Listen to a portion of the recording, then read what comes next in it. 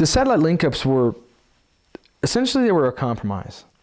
The night that I met Bono in Verona, he was quite keen on coming to Sarajevo, right then. Let's get on the planes, let's do it. Let's go play in Sarajevo, let's do something. Of course, I was game for that. That sounded great.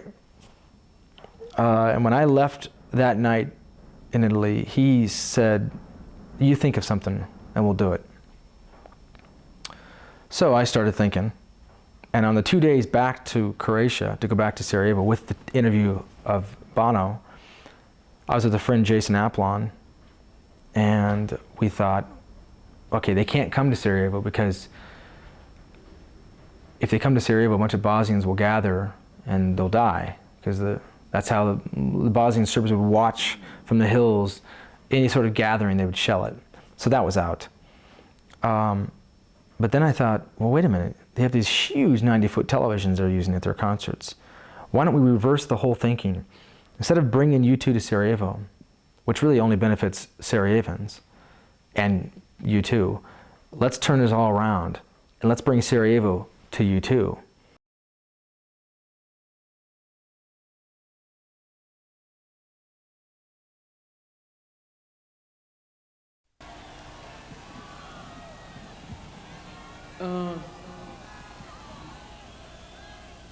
I suppose the thing is with TV is you don't know if you don't know what you're seeing, if it's real. You can't tell the difference anymore between the adverts and what's happening on CNN or what's coming in on satellite. You can't ask the TV questions. You can't ask the television hard questions.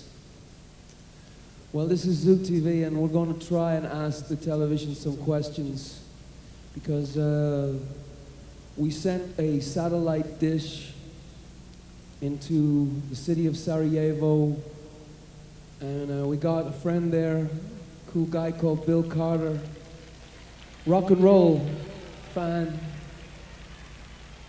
Let's see if we can get him on the line. Is it working? You there, Bill?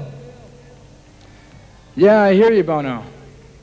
Well, you got, I don't know, 50,000 people here, and we just wanted to say to you that it might not be on the news as much as we'd like, it might not be on the TV as much as it'd like, but you are with us tonight, you're with us here, and you're in our hearts tonight.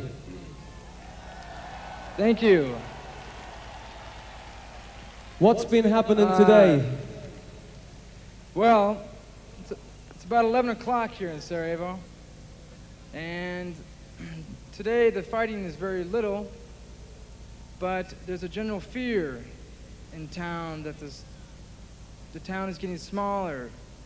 The perimeter of the town is being fought, and the people are having to come to the center of town.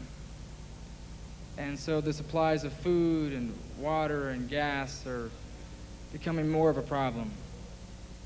And also tonight, about 12 kilometers from here, there's about 10 to 15,000 people, refugees, that are being attacked by artillery, and they have nowhere to go. And on a personal note, my friend that had the piece of grenade in his head, he died this morning. But tonight, I have some friends with me from Sarajevo. This is Darko, who I asked earlier today, what is the hardest part of the war for him?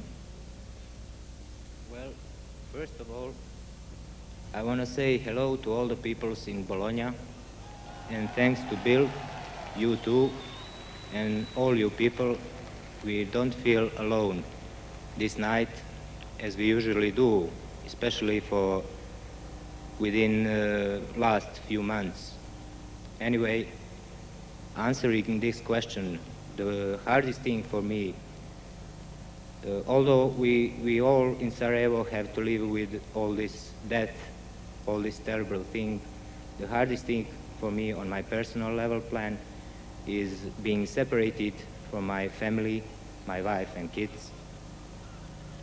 They live and they grow up somewhere abroad without me, with no opportunity to contact them. Even more shocked is the fact that my parents live just 4 kilometers from this place, and I'm not able to contact them, maybe except using such satellite connection. I'm not able to contact them for a year. Those are things that are hardest for me during these 15 months. Once again, thank you all in Bologna. Also, I have another friend, Vlado, who has been separated from his wife for 17 months, and she lives in Bologna. And there's a good chance she could be there tonight. So he'd like to say a little message to her. I have a small message for my wife. Mia cara Mirica, amore mio, io ti amo. My darling Mirica, I love you and I miss you. I'm still alive and I feel good. Thank you. Thank you, Billy. Thank you, you too. And grazie Bologna. Ciao.